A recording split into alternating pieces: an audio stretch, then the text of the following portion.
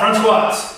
Or if you hate front squats, you can do back squats, high bar squat, low bar squat, front squat. The standard is you're just gonna hook your fingers under the bar like this, hands outside shoulder width, bring your elbows up, and then you're just gonna squat down, hold for 2, come up. If you have mobility issues with like your elbows, hands, getting into that position, hit me up on the chat. I'll talk through some stuff on ways you can troubleshoot that. If you don't want to do that, you can do just kind of like the cross arm version, where you cross your arms like this.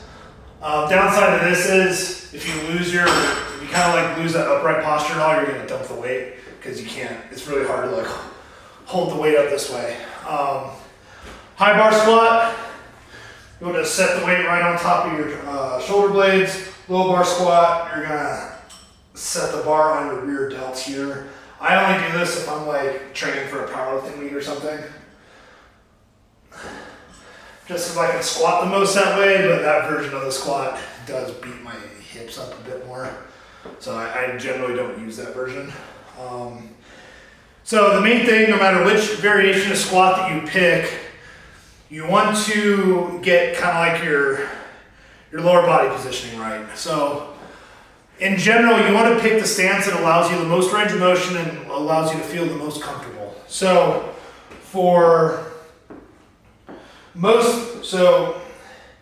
the main thing that allows you to squat deep is where your center of gravity is located. So let me grab a plate.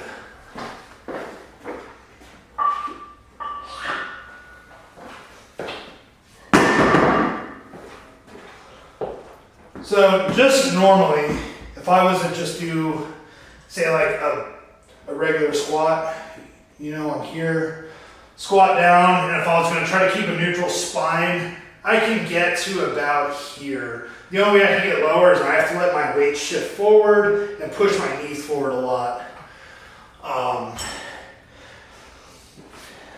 The other ways of shifting your center of mass forward that allows you to squat lower is going to a front squat from a back squat. You have more weight in front of you. A goblet squat, you're holding the weight out in front of you like this.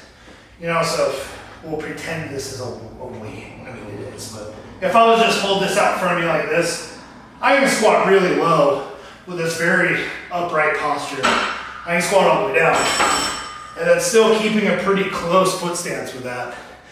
Likewise, and this is why people use heel wedges. You see it a lot in Olympic weightlifting. If you just use something to elevate your heels, tips your body forward, same thing. You can squat way lower this way and then maintain that neutral spine position. If you don't want to use the heel wedge and you don't like doing front squats and you really like the back squat,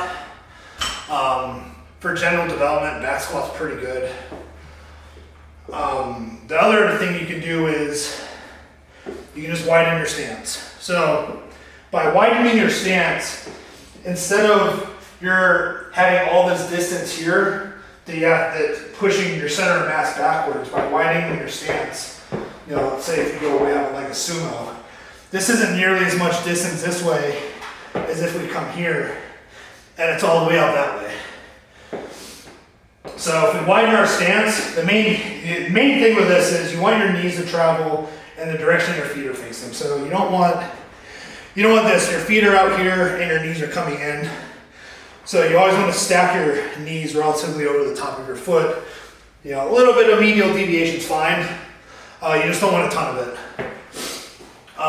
But the wider the stance that you go, the lower you're going to be able to get within your squat. So just make sure that whatever version that you pick, you want to find a happy medium between, some that's close enough, feels comfortable, you feel strong, but it's wide enough you might be able to get a little extra depth with it. You don't have to go below parallel. I go below parallel because I think it's good for general development.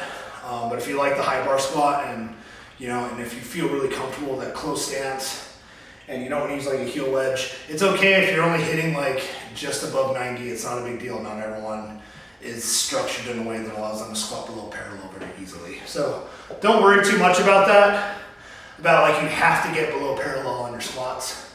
But if you do want to do that, you know, those are your options, you know.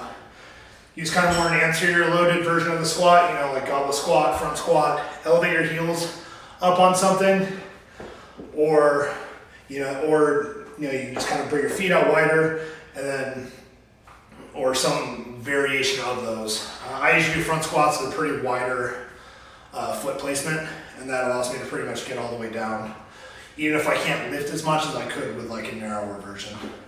So anyways, that's your basic squat stuff.